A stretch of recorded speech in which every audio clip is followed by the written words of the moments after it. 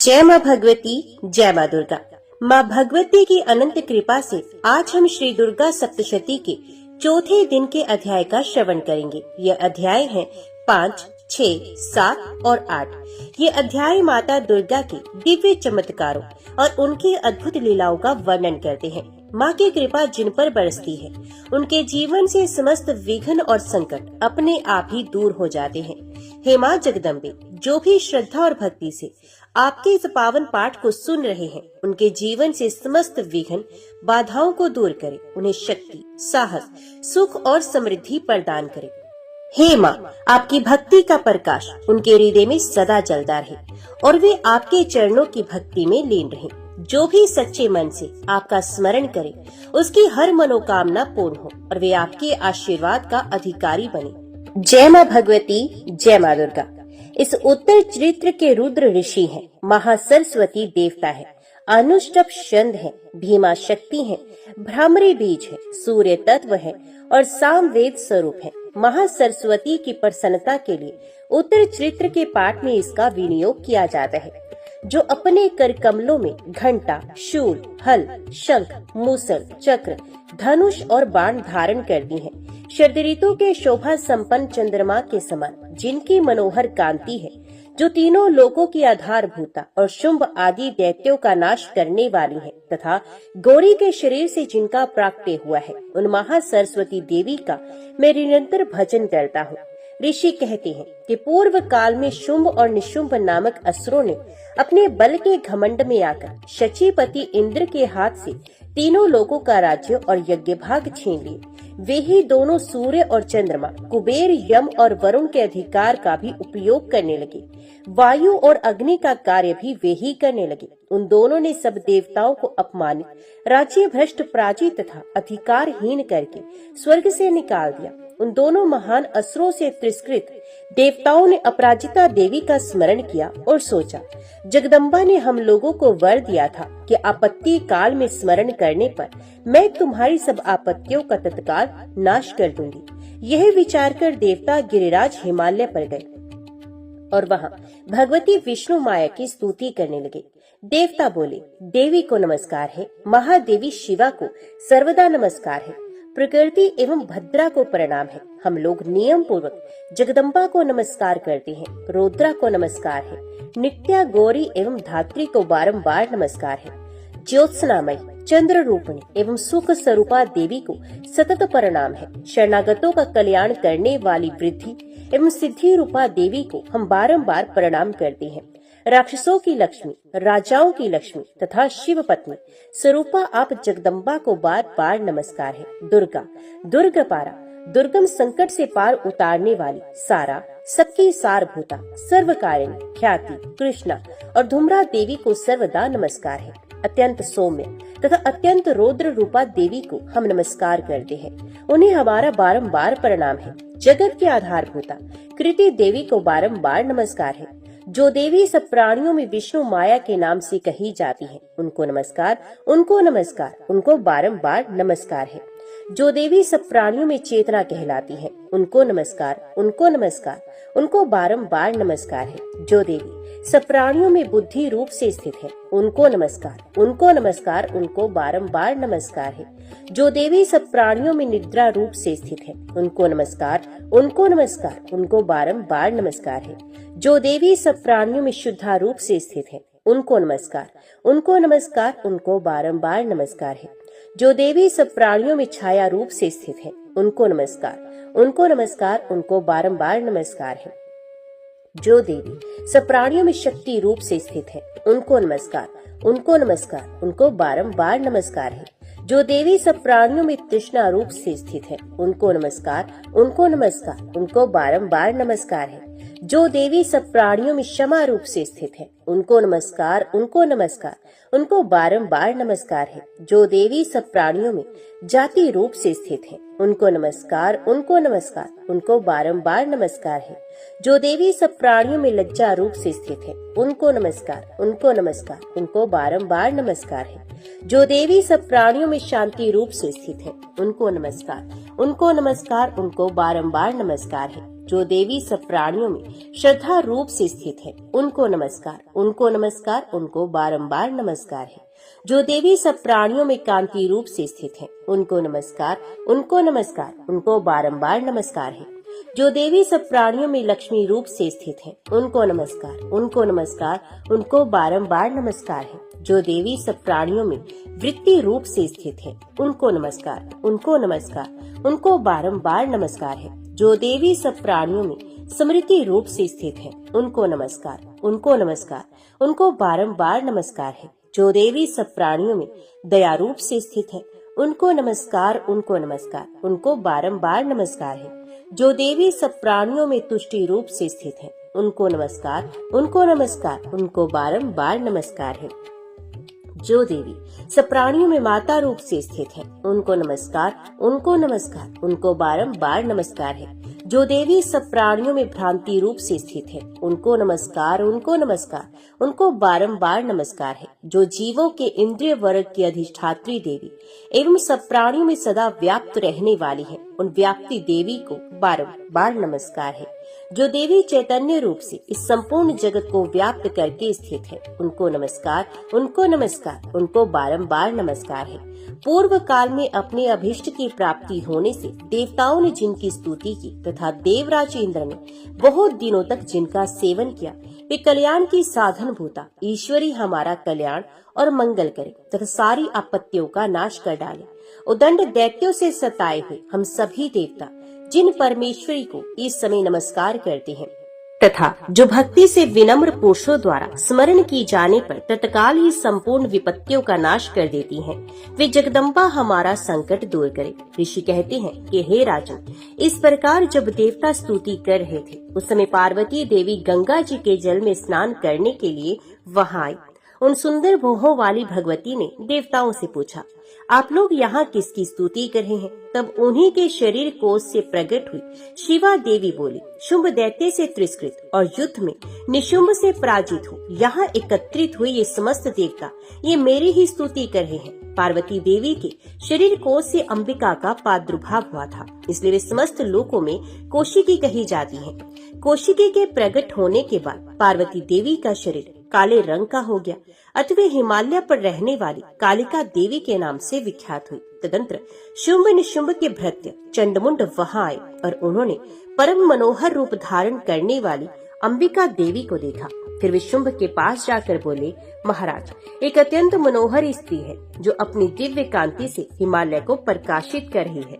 वैसा उत्तम रूप कहीं किसी ने भी नहीं देखा होगा। असुरेश्वर, पता लगाइए वे देवी कौन है और उसे ले लीजिए। स्त्रियों में तो वे रतन है, उसका प्रत्येक अंग बहुत ही सुंदर है तथा वे अपने श्रीअंगों की प्रभा से संपूर्ण दिशाओं में प्रकाश फैला रही है। दैत्यराज, अभी वे हिमालय पर ही मौजूद है, आप उसे देख सकते हैं। प्रभु, तीनों लोकों में मणि, हाथी और घोड़े आदि जितने भी रत्न हैं, वे सब इस समय आपके घर में शोभा पाते हैं। हाथियों में रत्नभूत ऐरावत, वे पारिजात का वृक्ष और यह उच्च श्रवा घोड़ा, ये सब आपने इंद्र से लिया है। हंसों से जुता हुआ ये विमान भी आपके आंगन में शोभा पाता है। ये रत्नभूत अद्भुत विमान जो पहले ब्रह्मा जी के पास था, अब आपके यहाँ लाया गया है।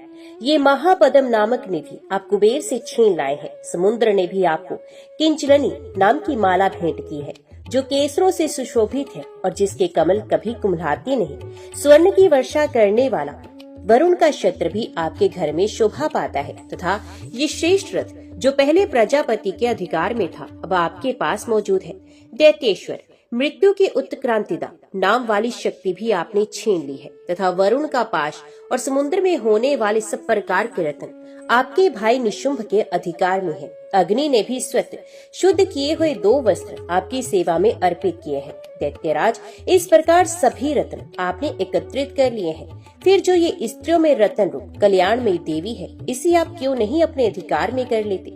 ऋषि कहते हैं, चंडमुंड का ये वचन सुनकर शुंभ ने महादैत्य सुग्रीव को दूत बनाकर देवी के पास भेजा और कहा, तो मेरी आज्ञा से उसके सामने ये बातें कहना और ऐसा उपाय करना जिससे प्रसन्न होकर वे शीघ्र ही यहाँ आ जाए। वे दूत पर्वत के अत्यंत रमणीय प्रदेश में जहाँ देवी मौजूद थी गया और मधुर वाणी में कोमल वचन बोला, हे देवी, दैत्यराज शुंभ इस समय तीनों लोगों के परमेश्वर हैं। मैं उन्हीं का भेजा हुआ दूत हूँ और यहाँ तुम्हारे ही पास आया हूँ। उनकी आज्ञा सदा सब देवता एक स्वर से मानती हैं, कोई उसका उल्लंघन नहीं कर सकता। वे संपूर्ण देवताओं को परास्त कर चुके हैं। उन्होंने तुम्हारे लिए जो संदेश दिया है उसे सुनो। संपूर्ण त्रिलोकी मेरे अधिकार में है, देवता भी मेरी आज्ञा के अधीन चलते हैं। संपूर्ण यज्ञों के भागों में मैं ही पृथक पृथक भोगता हूँ। तीनों लोकों में जितने श्रेष्ठ रत्न हैं, वे सब मेरे अधिकार में हैं। देवराज इंद्र का वाहन ऐरावत, जो हाथियों में रत्न गेहवान है, मैंने छीन लिया।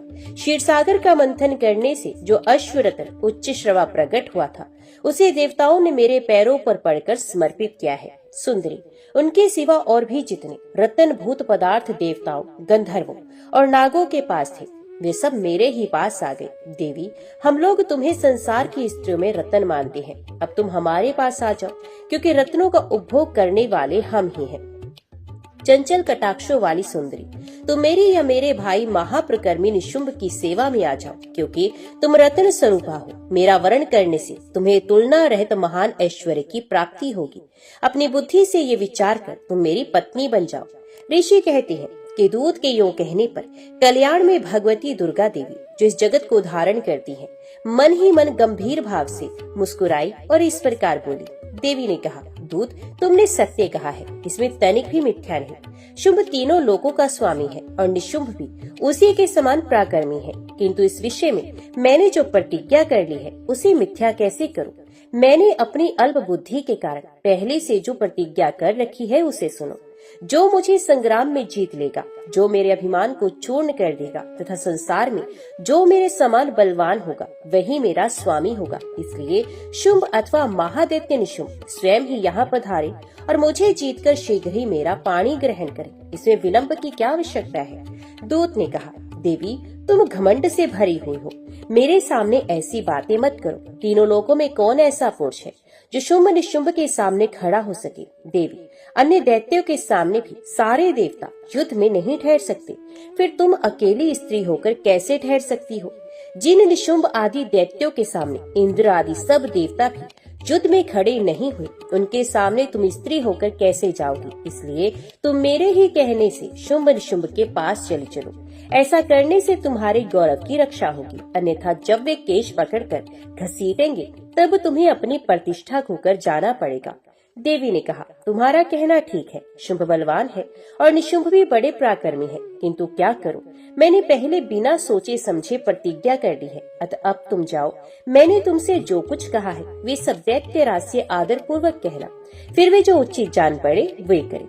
दुर्गा सप्तशती अध्याय 6। धूम्रलोचन का वध। मैं सर्वेश्वर भैरव के अंक में निवास करने वाली परमोत्कृष्ट पद्मा देवी का चिंतन करता हूँ। वे नागराज के आसन पर बैठी हैं। नागों के फणों में सुशोभित होने वाली मणियों की विशाल माला से उनकी देहलता उद्भासित हो रही है। सूर्य के समान उनका तेज है। 3 नेत्र उनकी शोभा बढ़ा रहे हैं। वे हाथों में माला, कुंभ, कपाल और कमल लिए हुए हैं तथा उनके मस्तक में अर्धचंद्र का मुकुट सुशोभित है। ऋषि मार्कंडे कहते हैं, देवी का ये कथन सुनकर दूत को बड़ा अमर्ष हुआ और उसने दैत्यराज के पास जाकर सब समाचार विस्तार पूर्वक कह सुनाया। दूत के उस वचन को सुनकर दैत्यराज कुपित हो उठा और दैत्य सेनापति धूम्रलोचन से बोला, धूम्रलोचन, तुम शीघ्र अपनी सेना साथ लेकर जाओ और दुष्टा के पेश पकड़कर घसीटते हुए उसे बलपूर्वक यहाँ ले आओ। उसकी रक्षा करने के लिए यदि कोई दूसरा खड़ा हो तो वे देवता, यक्ष अथवा गंधर्व ही क्यों ना हो, उसे अवश्य मार डालना। ऋषि कहते हैं, शुंभ की इस प्रकार आज्ञा देने पर वे धूम्रलोचन दैत्य 60,000 असुरों की सेना को साथ लेकर वहाँ से तुरंत चल दिया। वहाँ पहुंचकर उसने हिमालय पर रहने वाली देवी को देखा और ललकार कर कहा, अरे तू शुंभ निशुंभ के पास चल। यदि इस समय प्रसन्नता पूर्वक मेरे स्वामी के समीप नहीं चलेगी तो मैं बलपूर्वक झोंटा पकड़कर घसीटते हुए तुझे ले चलूंगा। देवी ने कहा, तुम्हें दैत्यों के राजा ने भेजा है, तुम स्वयं भी बलवान हो और तुम्हारे साथ विशाल सेना भी है। ऐसी दशा में यदि मुझे बलपूर्वक ले चलोगे तो मैं तुम्हारा क्या कर सकती हूँ? ऋषि कहते हैं, देवी के यूं कहने पर असुर धूम्रलोचन उनकी ओर दौड़ा। तब अंबिका ने हूं शब्द के उच्चारण मात्र से उसे भस्म कर दिया। फिर तो क्रोध में भरी हुई दैत्यों की विशाल सेना और अंबिका ने एक दूसरे पर तीखे साइकों, शक्तियों तथा फरसों की वर्षा आरंभ की। इतने में ही देवी का वाहन सिंह क्रोध में भरकर भयंकर गर्जना करके गर्दन के बालों को हिलाता हुआ असुरों की सेना में कूद पड़ा। उसने कुछ दैत्यों को पंजों की मार से, कितनों को अपने जबड़ों से और कितने ही महादैत्य को पटक कर ओट की दाढ़ों से घायल करके मार डाला। उस सिंह ने अपने नखों से कितनों के पेट फाड़ डाले और थप्पड़ मारकर कितनों के सर धड़ से अलग कर दिए। कितनों की भुजाएं और मस्तक काट डाले तथा अपनी गर्दन के बाल हिलाते हुए उसने दूसरे दैत्यों के पेट फाड़कर उनका रक्त चूस लिया। अत्यंत क्रोध में भरे हुए देवी के वाहन उस महाबली सिंह ने क्षण भर में ही असुरों की सारी सेना का संहार कर दिया। शुंभ ने जब सुना कि देवी ने धूम्रलोचन असुर को मार डाला तथा उसके सिंह ने सारी सेना का सफाया कर दिया, तब उस दैत्य राज को बड़ा क्रोध हुआ। उसका ओंठ कांपने लगा। उसने चंड और मुंड नामक दो महादैत्य को आज्ञा दी, हे चंड, हे मुंड, तुम लोग बहुत बड़ी सेना लेकर वहां जाओ। उस देवी के झोंटे पकड़कर अथवा उसे बांधकर शीघ्र यहाँ ले आओ। यदि इस प्रकार उसको लाने में संदेह हो तो युद्ध में सब प्रकार के अस्त्र शस्त्रों तथा समस्त आसुरी सेना का प्रयोग करके उसकी हत्या कर डालना। उस दुष्टा की हत्या होने तथा सिंह के भी मारे जाने पर उस अंबिका को बांधकर साथ ले शीघ्र ही लौटाना। दुर्गा सप्तशती अध्याय 7। चंड और मुंड का वध। मैं मातंगी देवी का ध्यान करता हूँ। वे रत्न में सिंहासन पर बैठकर पढ़ते हुए तोते का मधुर शब्द सुन रही हैं। उनके शरीर का वर्ण श्याम है। वे अपना एक पैर कमल पर रखे हुए हैं और मस्तक पर अर्धचंद्र धारण करती हैं तथा कलहार पुष्पों की माला धारण किए वीणा बजाती हैं। उनके अंग में कसी हुई चोली शोभा पा रही है। वे लाल रंग की साड़ी पहने हाथ में शंख में पात्र लिए हुए हैं। उनके वदन पर मधु का हल्का हल्का प्रभाव जान पड़ता है और ललाट में बेंदी शोभा दे रही है। ऋषि कहती हैं, तदंतर शुंभ की आज्ञा पाकर वे चंड मुंड आदि दैत्य चतुरंगनी सेना के साथ अस्त्र शस्त्रों से सुसज्जित हो चल दिए। फिर गिरिराज हिमालय के स्वर्ण में ऊंचे शिखर पर पहुंचकर उन्होंने सिंह पर बैठी देवी को देखा। वे मंद मंद मुस्कुरा रही थी। उन्हें देखकर दैत्य लोग तत्परता से पकड़ने का उद्योग करने लगे। किसी ने धनुष तान लिया, किसी ने तलवार संभाली और कुछ लोग देवी के पास आकर खड़े हो गए। तब अंबिका ने उन शत्रुओं के प्रति बड़ा क्रोध किया। उसमें क्रोध के कारण उनका मुख काला पड़ गया था, ललाट में बोहें टेढ़ी हो गई और वहां से तुरंत विकराल मुखी काली प्रकट हुई जो तलवार और पाश लिए थी। वे विचित्र खटवांग धारण किए और चीते की चरम की साड़ी पहने नर मुंडों की माला से विभूषित थी। उनके शरीर का मांस सूख गया था, केवल हड्डियों का ढांचा था जिससे वे अत्यंत भयंकर जान पड़ती थी।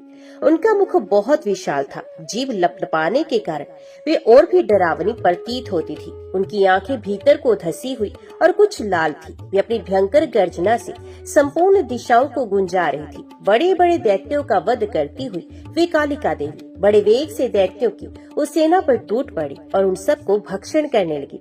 वे पार्श्व रक्षकों, अंकुशधारी महावतों, योद्धाओं और घंटा सहित कितने ही हाथियों को एक ही हाथ से पकड़कर मुंह में डाल लेती थी। इसी प्रकार घोड़े, रथ और सारथी के साथ रथी सैनिकों को मुंह में डालकर वे उन्हें बड़े भयानक रूप से चबा डालती थी। किसी के बाल पकड़ लेती, किसी का गला दबा देती, किसी को पैरों से कुचल डालती और किसी को छाती के धक्के से गिराकर मार डालती थी।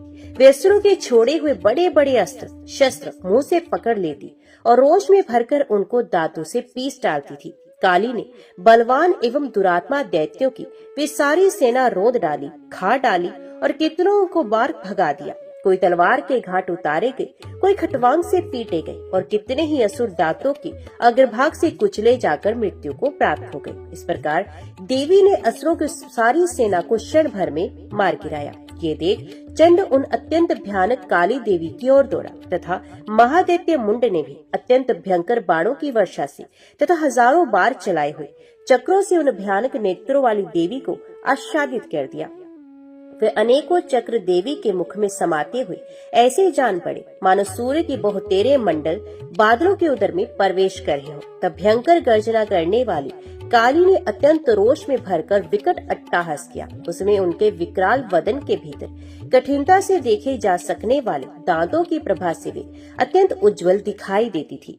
देवी ने बहुत बड़ी तलवार हाथ में ले हम का उच्चारण करके चंड पर धावा किया और उसके केश पकड़कर उसी तलवार से उसका मस्तक काट दिया। चंड को मारा गया देखकर मुंड भी देवी की ओर दौड़ा। तब देवी ने रोष में भरकर उसे भी तलवार से घायल करके धरती पर सुला दिया।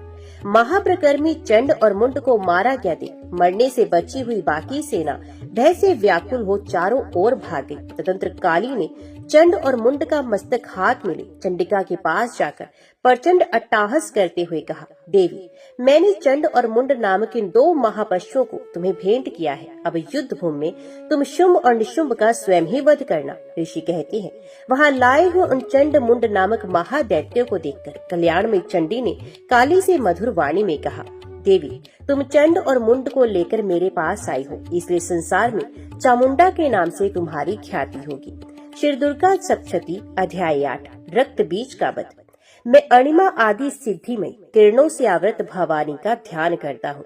उनके शरीर का रंग लाल है, नेत्रों में करुणा लहरा रही है और हाथों में पाश अंकुश बाण और धनुष शोभा पाते हैं। ऋषि कहते हैं, चंड और मुंड नामक दैत्यों के मारे जाने तथा बहुत सी सेना का संहार हो जाने पर दैत्यों के राजा प्रतापी शुंभ के मन में बड़ा क्रोध हुआ और उसने दैत्यों की संपूर्ण सेना को युद्ध के लिए कूच करने की आज्ञा दी। वे बोला, आज उदा युद्ध नाम के 86 दैत्य सेनापति अपनी सेनाओं के साथ युद्ध के लिए प्रस्थान करें। कंबू नाम वाले दैत्यों के 84 सेना नायक अपनी वाहिनी से घिरे हुए यात्रा करें। 50 कोटि वीर कुल के और 100 धूम्र कोल के असुर सेनापति मेरी आज्ञा से सहन सहित कूच करें। कालक, दोहर्द, मौर्य और काल के असुर भी युद्ध के लिए तैयार हो मेरी आज्ञा से तुरंत प्रस्थान करें। भयानक शासन करने वाला असुरा शुंभ इस प्रकार आज्ञा दे सहस्रों बड़ी बड़ी सेनाओं के साथ युद्ध के लिए प्रस्थित हुआ। उसकी अत्यंत भयंकर सेना आती देख चंडिका ने अपने धनुष के टंकार से पृथ्वी और आकाश के बीच का भाग गुंजा दिया। राजन, तदंतर देवी के सिंह ने भी बड़े जोर जोर से दहाड़ना आरंभ किया। फिर अंबिका ने घंटे के शब्द से उस ध्वनि की ओर बढ़ा दिया। धनुष के टंकार, सिंह की दहाड़ और घंटे की ध्वनि से संपूर्ण दिशाएं गूंज उठी। उस भयंकर शब्द से काली ने अपने विकराल मुख को और भी बढ़ा लिया तथा इस प्रकार वे विजयनी हुई। उस तुमुल नाद को सुनकर दैत्यों की सेनाओं ने चारों ओर से आकर चंडिका देवी, सिंह तथा काली देवी को क्रोध पूर्वक घेर लिया। राजन, इसी बीच में असुरों के विनाश तथा देवताओं के अभ्युदय के लिए ब्रह्मा, शिव, कार्तिकेय, विष्णु तथा इंद्र आदि देवों की शक्तियां जो अत्यंत पराक्रम और बल से संपन्न थी, उनके शरीरों से निकलकर उन्हीं के रूप में चंडिका देवी के पास आ गई। जिस देवता का जैसा रूप, जैसी वेशभूषा और जैसा वाहन है, ठीक वैसे ही साधनों से संपन्न हो उसकी शक्ति असुरों से युद्ध करने के लिए वहां आई। सबसे पहले हंस युक्त विमान पर बैठी हुई अक्षय सूत्र और कमंडलों से सुशोभित ब्रह्मा जी की शक्ति उपस्थित हुई, जिसे ब्राह्मणी कहते हैं। महादेव जी की शक्ति वृषभ पर आरूढ़ हो हाथों में श्रेष्ठ त्रिशूल धारण किए, महानाग का कंकण पहने, मस्तक में चंद्र रेखा से विभूषित हो वहां आ पहुंची। कार्तिकेय जी की शक्ति रूपा जगदम्बिका का उन्हीं का रूप धारण किए श्रेष्ठ मयूर पर आरूढ़ हो हाथ में शक्ति लिए दैत्यों से युद्ध करने के लिए आई। इसी प्रकार भगवान विष्णु की शक्ति गरुड़ पर विराजमान हो शंख, चक्र, गदा, शारंग, धनुष तथा खड्ग हाथ में लिए वहां आई। अनुपम यज्ञ वराह का रूप धारण करने वाली श्रीहरि की जो शक्ति है, वे भी वराह शरीर धारण करके वहां उपस्थित हुई। नारसिंह की शक्ति भी नरसिंह के समान शरीर धारण करके वहां आई। उसकी गर्दन के बालों के झटके से आकाश के तारे बिखरे पड़ते थे। इसी प्रकार इंद्र की शक्ति वज्र हाथ में लिए गजराज ऐरावत पर बैठकर आई। उसके भी सहस्र नेत्र थे। इंद्र का जैसा रूप है वैसा ही उसका भी था। तदंतर उन देव शक्तियों से घिरे हुए महादेव जी ने चंडिका से कहा, मेरी प्रसन्नता के लिए तुम शीघ्र ही इन असुरों का संहार करो। तब देवी के शरीर से अत्यंत भयानक और परम उग्र चंडिका शक्ति प्रकट हुई, जो सैकड़ों गीदड़ियों की भांति आवाज करने वाली थी। उस अपराजिता देवी ने धूमिल जटा वाले महादेव जी से कहा, भगवान, आप शुंभ निशुंभ के पास दूत बनकर जाइए और उन अत्यंत गर्वीले दानव शुंभ एवं निशुंभ दानों से कहिए, साथ ही उनके अतिरिक्त भी जो दानव युद्ध के लिए वहां उपस्थित हो, उनको भी ये संदेश दीजिए, दैत्यों, यदि तुम जीवित रहना चाहते हो तो पाताल को लौट जाओ। इंद्र को त्रिलोकी का राज्य मिल जाए और देवता यज्ञ भाव का उपयोग करें। यदि बल के घमंड में आकर तुम युद्ध की अभिलाषा रखते हो तो आओ, मेरी शिवाय मेरी योगिनियां तुम्हारे कच्चे मांस से तृप्त हो। क्योंकि उस देवी ने भगवान शिव को दूत के कार्य में नियुक्त किया था, इसलिए वे शिव दूती के नाम से संसार में विख्यात हुई। वे महादैत्य भी भगवान शिव के मुंह से देवी के वचन सुनकर क्रोध में भर गए और जहाँ कात्यायनी देवी विराजमान थी उस ओर बढ़े। तुरंत वे दैत्य अमर्ष में भरकर पहले ही देवी के ऊपर बाण, शक्ति और इष्टि आदि अस्त्रों की वृष्टि करने लगे। तब देवी ने भी खेल खेल में ही धनुष की टंकार की और उससे छोड़े हुए बड़े बड़े बाणों द्वारा दैत्यों के चलाए हुए बाण, शूल, शक्ति और फरसों को काट डाला। फिर काली उनके आगे होकर शत्रुओं को शूल के प्रहार से विदीर्ण करने लगी और खटवांग से उनका कचुम्बर निकालती हुई रणभूमि में विचरने लगी। ब्राह्मणी भी जिस ओर दौड़ती उसी ओर अपने कमंडलों का जल छिड़क कर शत्रुओं के ओज और पराक्रम को नष्ट कर देती थी। माहेश्वरी ने त्रिशूल से तथा वैष्णवी ने चक्र से और अत्यंत क्रोध में भरी हुई कुमार कार्तिकेय की शक्ति से दैत्यों का संहार आरंभ किया। इंद्र शक्ति के वज्र प्रहार से विदीर्ण हो सैकड़ों दैत्य दानव रक्त की धारा बहाते हुए पृथ्वी पर सो गए। वाराही शक्ति ने कितनों को अपनी थूथन की मार से नष्ट किया। दाड़ों के अग्रभाग से कितनों की छाती छेद डाली तथा कितने ही दैत्य उसके चक्र की चोट से विदीर्ण होकर गिर पड़े। नारसिंगी भी दूसरे महादैत्य को अपने नखों से विदीर्ण करके खाती और सिंहनाद से दिशाओं एवं आकाश को गुंजाती हुई युद्ध क्षेत्र में विचरने लगी। कितने ही असुर शिवदूती के प्रचंड अट्टाहस से अत्यंत भयभीत हो पृथ्वी पर गिर पड़े और गिरने पर उन्हें शिवदूती ने उस समय अपना ग्रास बना लिया। इस प्रकार क्रोध में भरे हुए मातृ गणों को नाना प्रकार के उपायों से बड़े बड़े असुरों का मर्दन करते थे। दैत्य सैनिक भाग खड़े हुए। मातृ गणों से पीड़ित दैत्यों को युद्ध से भागते देख रक्तबीज नामक महादैत्य क्रोध में भरकर युद्ध करने के लिए आया। उसके शरीर से जब रक्त की बूंद पृथ्वी पर गिरती तब उसी के समान शक्तिशाली एक दूसरा महादैत्य पृथ्वी पर पैदा हो जाता। महासुर रक्तबीज हाथ में गदा लेकर इंद्र शक्ति के साथ युद्ध करने आया। तब इंद्र ने अपने वज्र से रक्तबीज को मारा। वज्र से घायल होने पर उसके शरीर से बहुत सा रक्त चूने लगा और उसी के समान रूप तथा पराक्रम वाले योद्धा उत्पन्न होने लगे। उसके शरीर से रक्त की जितनी बूंदें गिरी उतने ही पुरुष उत्पन्न हो गए। वे सब रक्त बीज के समान ही वीरवान, बलवान तथा पराक्रमी थे। वे रक्त से उत्पन्न होने वाले पुरुष भी अत्यंत भयंकर अस्त्र शस्त्रों का प्रहार करते हुए वहां मातृ गणों के साथ घोर युद्ध करने लगे। पुनः वज्र के प्रहार से जब उसका मस्तक घायल हुआ तब रक्त बहने लगा और उससे हजारों कोष उत्पन्न हो गए। वैष्णवी ने युद्ध में रक्त बीज पर चक्र का प्रहार किया तथा इंद्री ने उस दैत्य सेनापति को गदा से चोट पहुंचाई।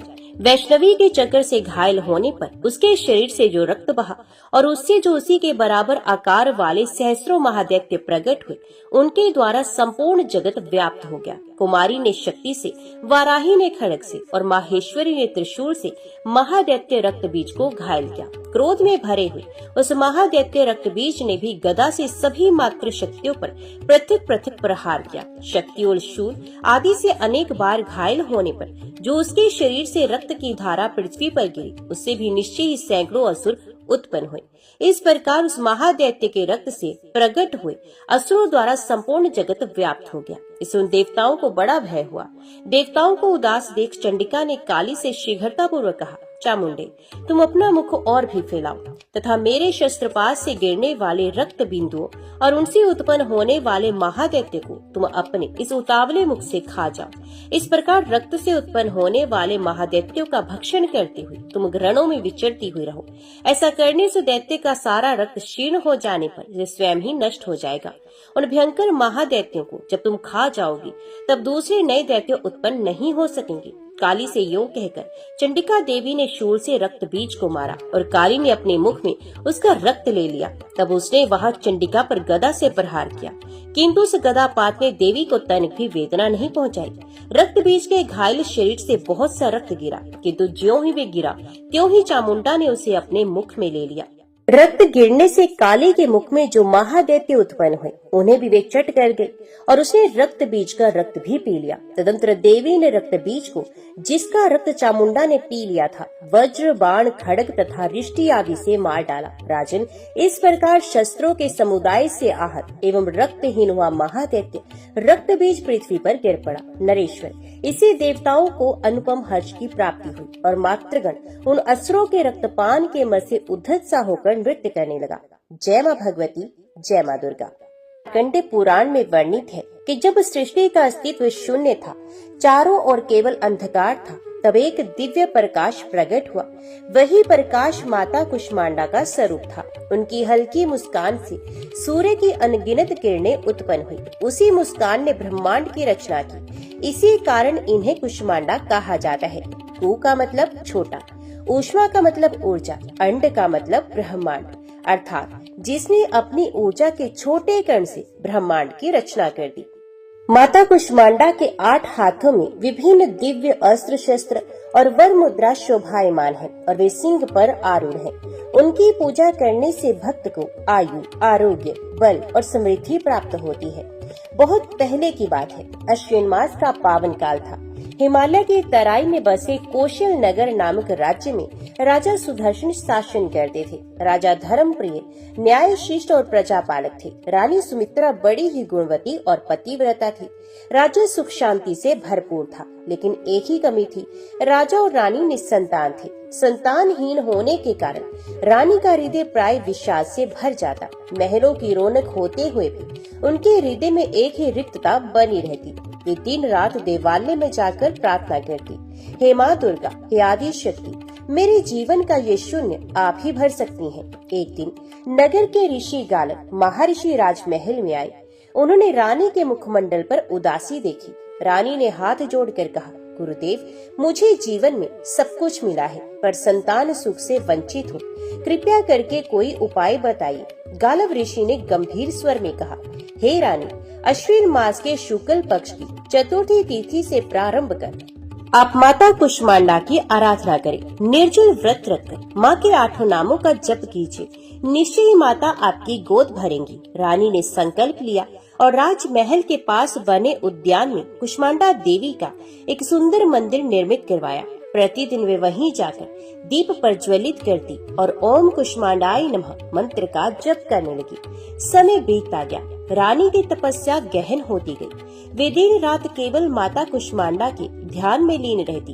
एक रात रानी ने स्वप्न में देखा, आकाश से दिव्य प्रकाश प्रकट हुआ। सिंह पर आरूढ़ माता कुष्मांडा प्रकट हुई। उनकी मुस्कान से चारों ओर सूर्य जैसा प्रकाश फैल गया। माता ने कहा, हे पुत्री, तुम्हारी भक्ति से मैं प्रसन्न हूँ। शीघ्र ही तुम्हारी गोद पुत्र रतन से भर जाएगी। ये पुत्र राज्य के धर्म मार्ग पर चलाएगा और प्रजा के दुख को हर लेगा। स्वप्न से जाकर रानी की आंखों में अश्रु थे, पर हृदय अपार आनंद से भर चुका था। उन्होंने राजा को ये स्वप्न सुनाया। राजा ने कहा, देवी अवश्य कृपा करेंगी। अब हमें और दृढ़ विश्वास के साथ उनकी सेवा करनी होगी। कुछ ही महीनों के बाद रानी गर्भवती हुई।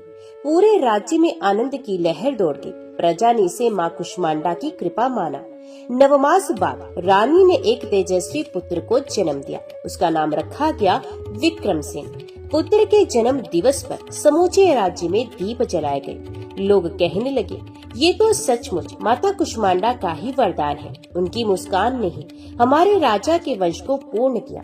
राजकुमार विक्रमसेन बड़ा ही तेजस्वी और वीर निकला, लेकिन जीवन हमेशा सरल नहीं होता। जैसे जैसे वे बड़ा हुआ, राज्य के पड़ोसी शत्रु उसकी वीरता से ईर्ष्या करने लगे। एक समय ऐसा आया जब राज्य पर भयंकर संकट आया। चारों ओर अकाल पड़ गया। अन्न और जल की कमी हो गई। प्रजा भूख और भय से पीड़ित होने लगी। राजा सुदर्शन वृद्ध हो चुके थे। अब राज्य की वागडोर युवा विक्रमसेन के हाथों में थी।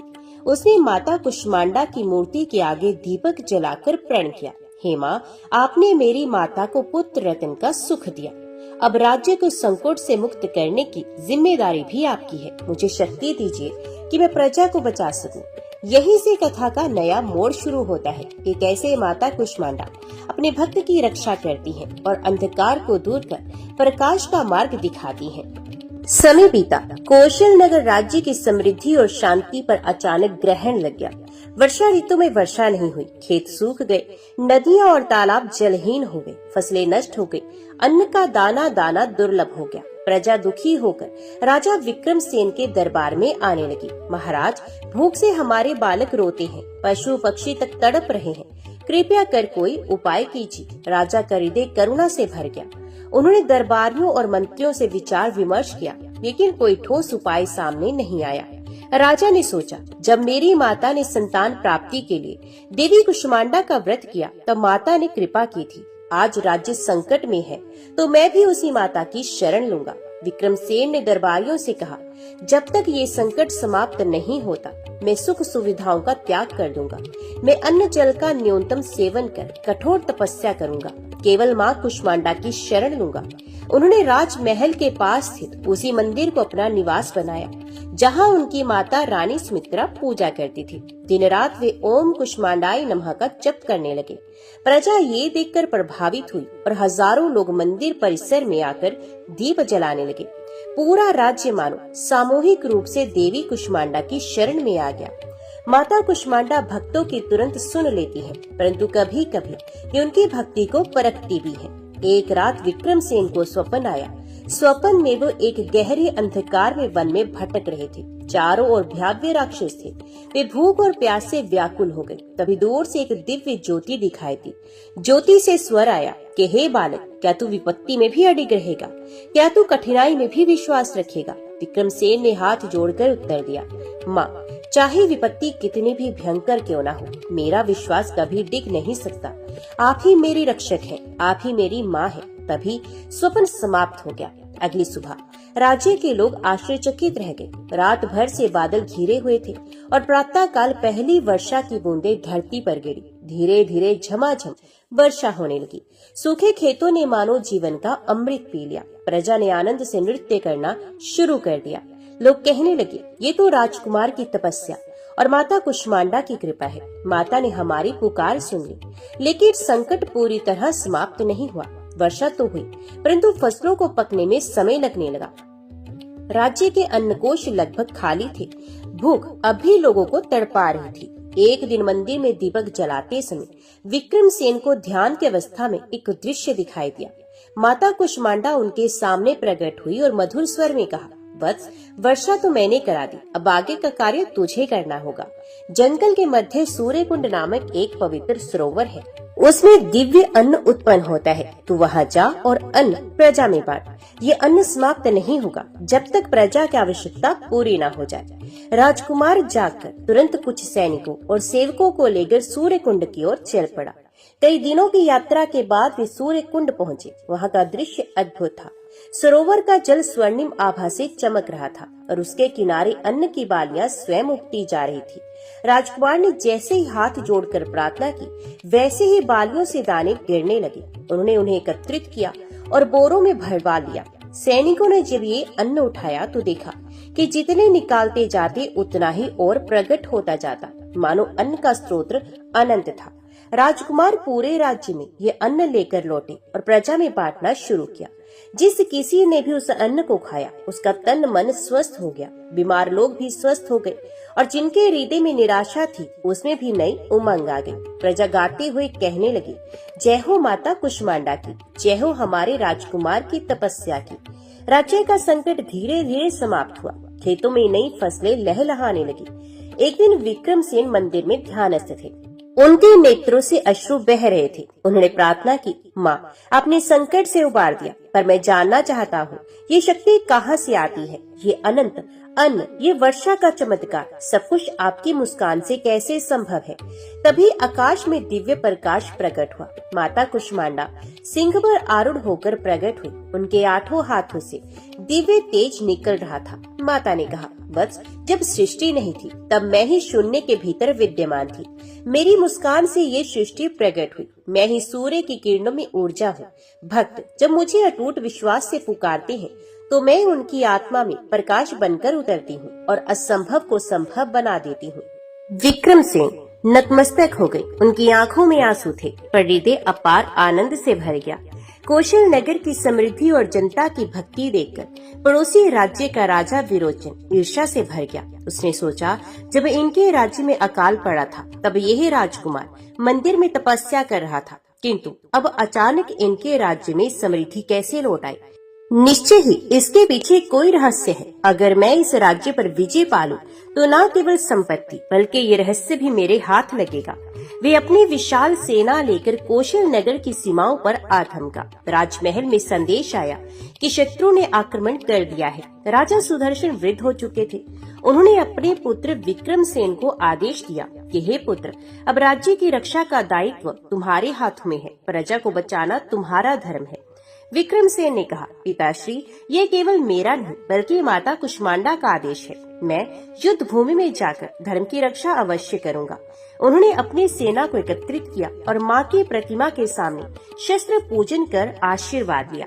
अगले दिन भोर होते ही दोनों सेनाएं आमने सामने थी। शंखनाद और नगाड़ों की गूंज से धरती कांप उठी। विक्रमसेन स्वर्णिम कवच पहने, हाथों में धनुष, बाण और तलवार लिए अपने अश्व पर सवार हुए। उन्होंने प्रार्थना की, जय माँ कुष्मांडा, आप ही मुझे शक्ति दे कि मैं धर्म की रक्षा कर सकूं। सेनापति ने आदेश दिया और युद्ध प्रारंभ हो गया। शत्रु सेना विशाल और क्रूर थी। उन्होंने बाणों की वर्षा की। विक्रमसेन ने अपने धनुष से ऐसे प्रत्युत्तर दिए कि शत्रु के अनेक रथ और हाथी वहीं धराशायी हो गए। फिर भी शत्रु अधिक संख्या में थे। धीरे धीरे कौशल नगर की सेना थकने लगी। राजकुमार ने देखा कि उनके सैनिक निराश हो रहे हैं। उन्होंने ऊंची आवाज में कहा, वीरों, माँ कुष्मांडा की जय बोलो। उनकी शक्ति हमारे साथ है। ये धर्म युद्ध है, पीछे हटना पाप है। सैनिकों ने एक स्वर में गर्जना की, जय माँ कुष्मांडा। उनके भीतर नया जोश भर गया और युद्ध फिर भयंकर हो उठा। शत्रु राजा विरोचन स्वयं युद्ध भूमि में उतरा। वे काला कवच पहने, विशाल गदा हाथ में लिए विक्रमसेन की ओर बढ़ा। उसकी गर्जना सुनकर सैनिक कांप उठे। विरोचन ने विक्रमसेन से कहा, युवा, तेरी विजय केवल संयोग है, तू मुझे रोक नहीं सकता। अपने राज्य और प्रजा को मेरे अधीन कर दे। विक्रमसेन ने दृढ़ स्वर में कहा, धर्म और माँ की कृपा के राज्य को कोई छू नहीं सकता। मैं मर जाऊंगा पर अधर्म के आगे सर नहीं झुकाऊंगा। दोनों के बीच भीषण युद्ध प्रारंभ हुआ। तलवारें टकराई, गदा और ढाल भिड़ी। कई घंटों तक युद्ध चलता रहा। विक्रमसेन थक चुके थे। उनके शरीर पर घाव हो गए थे। शत्रु की सेना उन्हें चारों ओर से घेर चुकी थी। राजकुमार ने आकाश की ओर देखते हुए पुकारा, माँ कुष्मांडा, यदि आज मैं असफल हुआ तो धर्म नष्ट हो जाएगा। हे माँ, कृपा कर प्रकट होइए। ये पुकार हृदय से निकली थी। अचानक आकाश से दिव्य प्रकाश उतरा। माता कुष्मांडा सिंह पर आरूढ़ होकर युद्ध भूमि में आई थी। उनके 8 हाथों में त्रिशूल, गदा, धनुष, बाण, कमल और अमृत कलश शोभित थे। उनकी मुस्कान से सूर्य की किरणें निकल रही थी, जिसने शत्रु सैनिकों की आंखें चौंधिया दी। माता ने गर्जना की, अधर्मियों, तुम धर्म भूमि पर आक्रमण कर रहे हो। अब तुम्हारा अंत निश्चित है। शत्रु सेना भय से कांप उठी। माता ने अपने एक हाथ के बाण से शत्रु के रथों को नष्ट कर दिया। त्रिशूल से उन्होंने विरोचन की गदा को चूर चूर कर दिया। गदा उठाकर उन्होंने शत्रु के हाथियों को परास्त कर दिया।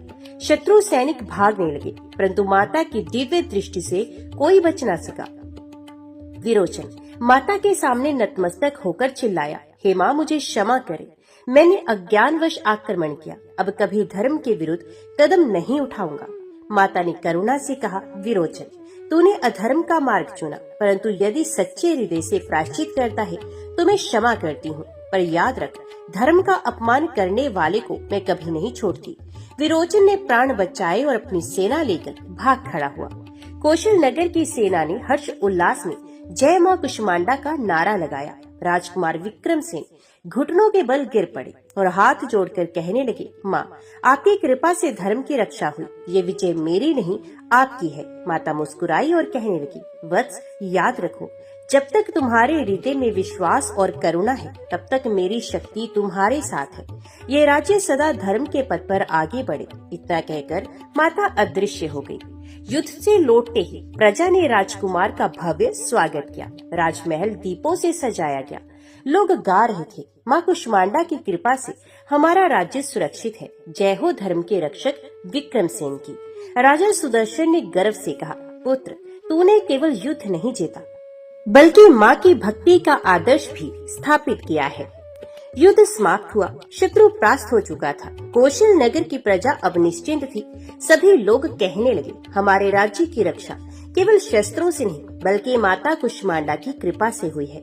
राजकुमार विक्रमसेन ने जनता को संबोधित करते हुए कहा, हे प्रजाजन, ये विजय मेरी नहीं बल्कि आप सबकी आस्था और माँ कुष्मांडा की करुणा की है। अब हमारा कर्तव्य है कि हम धर्म, सत्य और सेवा का पालन करें। युद्ध के बाद विक्रमसेन को युवराज के रूप में ही नहीं बल्कि धर्म रक्षक के रूप में भी सम्मान मिलने लगा। उन्होंने राज्य में अनेक नियम बनाए। हर गांव में एक छोटा मंदिर बनेगा जहां प्रतिदिन दीप जलाकर माँ कुष्मांडा की पूजा होगी। अन्न और जल का भंडार प्रजा के लिए सुरक्षित रखा जाएगा ताकि कोई अकाल में भूखा न रहे। विधवाओं, अनाथों और गरीबों की देखभाल राज्य की जिम्मेदारी होगी। झूठ और अन्याय करने वालों को कठोर दंड मिलेगा। इन व्यवस्थाओं से राज्य में अद्भुत समृद्धि फैल गई। प्रजा अपने राजा और युवराज से संतुष्ट थी। जहाँ पहले लोग भूख और भय से पीड़ित थे, अब वहाँ चारों ओर हर्ष और उल्लास था। खेतों में लहलहाती फसलें, बाजारों में चहल पहल, मंदिरों में भजन कीर्तन मानो स्वर्ग उतर आया हो। लोग गाते हुए कहते, माँ कुष्मांडा की मुस्कान से ही ये ब्रह्मांड चलता है, उनकी कृपा से ही जीवन में सुख और समृद्धि आती है। यद्यपि राज्य अब समृद्ध था, पर विक्रमसेन का मन केवल भोग विलास में नहीं लगा। हर सुबह में वे मंदिर जाकर माता कुष्मांडा की पूजा करते, घंटों ध्यान में बैठती और बार बार एक ही प्रश्न पूछती, माँ, आपने मुझे शक्ति दी, राज्य को समृद्ध किया, परंतु जीवन का वास्तविक उद्देश्य क्या है? एक दिन ध्यान में विक्रमसेन को दिव्य दर्शन हुए। माता कुष्मांडा प्रकट हुई। वो कोमल स्वर में बोली, वत्स विक्रमसेन, याद रखो, संसार में सुख दुख आते जाते रहते हैं। संपत्ति, साम्राज्य और वैभव सब कुछ नश्वर है, परंतु जो धर्म और सेवा के मार्ग पर चलता है उसका नाम और पुण्य अमर हो जाता है। सच्चा राजा वही है जो प्रजा को अपने बच्चों की तरह मानता है। सच्चा वीर वही है जो दुर्बल की रक्षा करता है, और सच्चा भक्त वही है जो हर स्थिति में विश्वास बनाए रखता है। माता के उपदेश के बाद विक्रमसेन ने अपने जीवन का ध्येय स्पष्ट कर लिया। उन्होंने दान, सेवा और न्याय को सर्वोपरि माना। हर वर्ष अश्विन मास की 9वीं तिथि को भव्य उत्सव होता, जिसमें माता कुष्मांडा की आरती गाई जाती और हजारों दीप प्रज्वलित किए जाते। राज्य में एक परंपरा भी प्रारंभ हुई। हर नवदुर्गा में विशेष रूप से चौथे दिन माता कुष्मांडा का व्रत और भजन कीर्तन किया जाता। लोग मानते थे कि इस व्रत से रोग दूर होते हैं, जीवन में आयु और सुख की वृद्धि होती है। एक दिन एक निर्धन किसान राजमहल के द्वार पर आया और उसने कहा, महाराज, मेरी फसल नष्ट हो गई है, परिवार भूखा है, कृपया मेरी मदद कीजिए। विक्रमसेन ने उसे गले से लगाया और कहा, भैया, ये राज्य केवल मेरा नहीं तुम्हारा भी है। भूखा रहना इस भूमि में अधर्म है। उन्होंने तुरंत अन्न और बैल उस किसान को प्रदान की। किसान ने आंसू से भरे नेत्रों से कहा, महाराज, आप ही सच्चे धर्मराज हैं। निश्चय ही ये सब माता कुष्मांडा की प्रेरणा से ही संभव है। वर्षों बीतते गए। कौशल नगर धर्म, न्याय और समृद्धि का केंद्र बन गया। दूर दूर से यात्री आते और कहते, ये राज्य सचमुच माँ कुष्मांडा की मुस्कान से बना है। यहाँ दुख और निराशा का नामो निशान नहीं है। राजकुमार विक्रमसेन धीरे धीरे राजा विक्रमसेन बने और अपनी करुणा, न्याय और वीरता से जगत में प्रसिद्ध हो गए। माता कुष्मांडा ने उन्हें आशीर्वाद दिया, वत्स, जब तक सूर्य और चंद्रमा है, तेरे राज्य का नाम धर्म और भक्ति से जुड़ा रहेगा, तेरी कीर्ति अमर होगी। कथा के अंत में गालव ऋषि ने राज्य की जनता को संबोधित करते हुए कहा, हे जनों, देखो, ये सब भक्ति की शक्ति है। माँ कुष्मांडा की पूजा से अंधकार मिटता है और जीवन में प्रकाश आता है। जिसके जीवन में निराशा और दुख है, उसे चाहिए कि वे माँ दुर्गा की आराधना करें। निश्चय माँ मुस्कुराकर उसकी पीड़ा हर लेती है। राजा ने कई वर्षों तक निरंतर तप किया। उनके शरीर की चमक तपस्या से क्षीण होने लगी, परंतु मन में विश्वास अटल रहा। वन में बैठे राजा को समय का भान भी नहीं रहा। ऋतुएं बदलती रही। गर्मियों की तपिश, वर्षा की नमी, शीत ऋतु की कठोरता, सब उन्होंने सहन किया, पर माता की कृपा के बिना उठने का विचार तक नहीं किया। एक दिन जब सूर्य अस्त हो रहा था और आकाश लालिमा से भर गया था, तभी पूरे वन में एक अद्भुत प्रकाश फैल गया। पक्षी मौन हो गए, हवा स्थिर हो गई और वातावरण में सुगंधित हवाएं बहने लगी। राजा ने नेत्र खोले तो देखा, उनके सामने एक दिव्य आभा में स्वरूप प्रकट हुआ। वे थी माता कुष्मांडा। उनके 8 भुजाओं में शस्त्र और वरदान की मुद्रा थी। मुख पर मधुर मुस्कान, नेत्रों में करुणा और तेज था। उनके तेज से संपूर्ण वन प्रकाशित हो उठा। राजा ने भूमि पर दंडवत प्रणाम किया और अश्रुपूर्ण नेत्रों से कहा, माँ, आपके दर्शन से मेरा जीवन सफल हुआ। कृपा करे, मेरी प्रजा दुखी है, राज्य निर्जीव सा हो गया है। आप ही सबकी पालनहार है, हमें आशीर्वाद दें। माता कुष्मांडा ने मधुर स्वर में कहा, वत्स, तुम्हारा तप असाधारण है। तुमने निस्वार्थ भाव से केवल अपनी प्रजा के लिए तप किया। ऐसा भक्त दुर्लभ होता है। मैं तुम्हारे राज्य को पुनः समृद्ध कर दूंगी। तुम्हारी प्रजा अन्न, जल, सुख और शांति से परिपूर्ण होगी। जो भी श्रद्धा से मेरी आराधना करेगा, उसके जीवन में भी सुख समृद्धि आएगी। ये कहते ही माता ने अपनी एक भुजा से दिव्य फल राजा को दिया और आशीर्वाद स्वरूप कहा, इस फल का अन्न बीज बनकर तुम्हारे राज्य की धरती को हरी भरी कर देगा। जब जब अश्विन मास में मेरी कथा और पूजा होगी, तब तब दुख और दरिद्रता दूर हो जाएगी। राजा भाव विभोर होकर रो पड़े। माता ने उन्हें आलिंगन में समेट लिया और जैसे ही वे विलीन हुई, पूरा वन हरियाली से भर गया। सूखे वृक्षों पर फूल खिलने लगे, पशु पक्षी आनंद से नाचने लगे और आकाश से पुष्प वृष्टि होने लगी। राजा तुरंत राजधानी लौटे। आश्चर्य, राजधानी में भी वही चमत्कार घट चुका था। खेत हरे भरे हो गए, तालाबों में जल भर गया और प्रजा के मुख पर मुस्कान लौट आई। लोग राजा का जय घोष करने लगे, जय हो माता कुष्मांडा की। उस दिन से अश्विन मास महात्म्य के इस अध्याय की कथा के रूप में माता कुष्मांडा की ये महिमा सुनाई जाने लगी। राजा के लौटते ही राजधानी में हर्ष का माहौल था। चारों ओर जैसे नवजीवन का संचार हो गया था। गांव-गांव में तालाब भर गए, खेतों में लहराती फसलें उग आई, पशु पक्षियों की चहचहाहट से वातावरण गूंजने लगा। लोग कहते, ये सब माता कुष्मांडा की कृपा है, जिन्होंने हमारे राजा की तपस्या देखी। राजा ने राजधानी में एक विशाल यज्ञ का आयोजन किया। यज्ञ की वेदी पर माता कुष्मांडा की भव्य प्रतिमा स्थापित की गई। 8 भुजाओं वाली दिव्य माता का स्वरूप देखकर प्रजा मंत्रमुग्ध हो गई। सभी ने पुष्प, दीप और फल अर्पित कर माता का गुणगान किया। उस दिन से अश्विन मास के विशेष नवरात्रि में माता कुष्मांडा की पूजा की परंपरा शुरू हुई। महिलाएं घर में दीप प्रज्वलित करती, पुरुष खेत की उन्नति के लिए माता से प्रार्थना करते, बच्चे खेलते हुए भी कहते, जय माता दी। राजा ने आदेश दिया कि हर वर्ष अश्विन मास के नवरात्र के चौथे दिन माता कुष्मांडा की विशेष कथा सुनाई जाएगी। इस दिन उपवास करने और माता की आराधना करने से घर घर में समृद्धि का संचार होने लगा। कहते हैं, जिस घर में माता कुष्मांडा की कथा सुनाई जाती, वहाँ दरिद्रता टिक नहीं पाती। बीमार व्यक्ति स्वस्थ हो जाता, निसंतान दंपत्ति को संतान का सुख मिलता और दुखी मन प्रसन्नता से भर जाता। राजा का राज्य धीरे धीरे पूरे आर्यव्रत में प्रसिद्ध हो गया। लोग कहते, ये राज्य केवल राजा के पराक्रम से नहीं, बल्कि माता कुष्मांडा की कृपा से फला फूला है। एक दिन एक गरीब किसान राजा के दरबार में आया और उसने कहा, महाराज, मैं वर्षों से निर्धन हूँ, पर पिछले नवरात्र में माता कुष्मांडा की कथा सुनी। उस दिन मैंने घर में दीप जलाया। आश्चर्य, उसी रात मेरे खेत में बीज अंकुरित हो गए। अब मेरा घर भोजन और अनाज से भर गया है। ये सब माता की कृपा है। राजा ने मुस्कुराकर कहा, भैया, ये माता की ही महिमा है। तुम जैसे भक्त ही सच्चे गवाह हो कि माता अपने बच्चों को कभी निराश नहीं करती। किसान ने भाव विभोर होकर कहा, महाराज, माता कुष्मांडा हमारे जीवन की सच्ची धुरी है। जो भी उनके चरणों में श्रद्धा से झुक जाता है, उसका जीवन बदल जाता है। समय बीता और पूरे राज्य में हर वर्ष नवरात्रि का पर्व अत्यंत उल्लास से मनाया जाने लगा। लोग घर घर दीप जलाते, गीत गाते और कथा श्रवण करते। माता कुष्मांडा के जयकारों से वातावरण गूंज उठा। जय माता कुष्मांडा, जय अष्टभुजा भवानी। राजा ने एक भव्य मंदिर बनवाया, जहां माता का दिव्य स्वरूप विराजमान किया गया। वहां निरंतर आरती और भजन होने लगे। कथा में कहा गया, माता कुष्मांडा प्रसन्न होती हैं जब भक्त सरलता और भक्ति से उनकी पूजा करते हैं। माता का सच्चा आशीर्वाद पाने के लिए केवल धन या दान ही आवश्यक नहीं, बल्कि हृदय की पवित्रता और दूसरों के प्रति करुणा ही वास्तविक भक्ति है। राज्य धीरे धीरे इतना समृद्ध हुआ कि दूर दूर से यात्री वहां आने लगे। जय माँ भगवती, जय माँ दुर्गा।